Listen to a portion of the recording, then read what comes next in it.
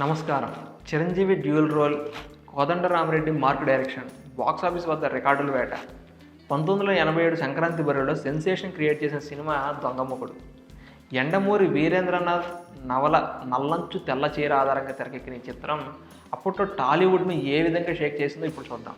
ఈ సినిమాలో చిరు రెండు భిన్నమైన పాత్రల్లో అదరగొట్టారు. ఒకరు బిజినెస్ మ్యాన్, మరొకరు mass stunt master. Bhanupriya, Radhika, Madhavi ముగ్గురు హీరోయిన్లతో చిరు చేసిన రొమాన్స్, కె చక్రవర్తి అందించిన సాంగ్స్ ఈ సినిమాను బ్లాక్ బస్టర్ చేశాయి. మొదట స్టంట్ మాస్టర్ అనుకున్న టైటిల్ను సెంటిమెంట్ కోసం దొంగ మొగుడుగా మార్చారు. 1987 జనవరి 9న విడుదలైన ఈ సినిమా కలెక్షన్ల వర్షం కురిపించింది. తిరుపతిలో ఏకంగా 365 రోజులు ఆడి రికార్డు సృష్టించింది. కేవలం నైజాం ఏరియాలోనే 50 రోజులకు 65 లక్షలు వసూలు చేసి మొత్తం 3.5 కోట్ల గ్రాస్తో ఆ ఏడాది బిగ్గెట్ హిట్స్లో ఒకటిగా నిలిచింది.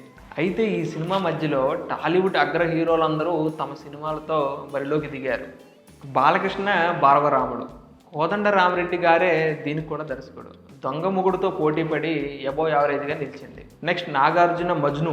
దాసరి గారి దర్శకత్వంలో వచ్చిన ఈ ట్రాజడీ లవ్ స్టోరీ మనసుల్ని పిండేసి 100 రోజులు ఆడి సూపర్ హిట్ అయ్యింది.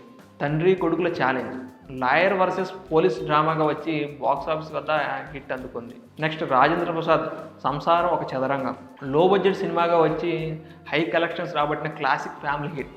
నెక్స్ట్ అక్కినేని నాగేశ్వరరావు గారి ఆత్మబంధువు అవార్డు విన్నింగ్ మూవీగా నిలిచిన బాక్సాఫీస్ వద్ద నిలబడలేకపోయింది. శోభన్ బాబు గారి పున్నమి చంద్రుడు భారీ ఓపెనింగ్ సాధించిన తర్వాత పరాజయాన్ని మూట కట్టుకుంది. అలాగే అర్జున్ నటించిన మొనగడు కూడా పోటీలో కనుమరుగైపోయింది. మొత్తంగా చూస్తే 1987 సంక్రాంతికి చిరంజీవి దొంగ మొగుడుతో తన బాక్సాఫీస్ సామ్రాజ్యాన్ని చాటి చెప్పారు. మరి ఈ సినిమాలో మీకు నచ్చిన సినిమా ఏది?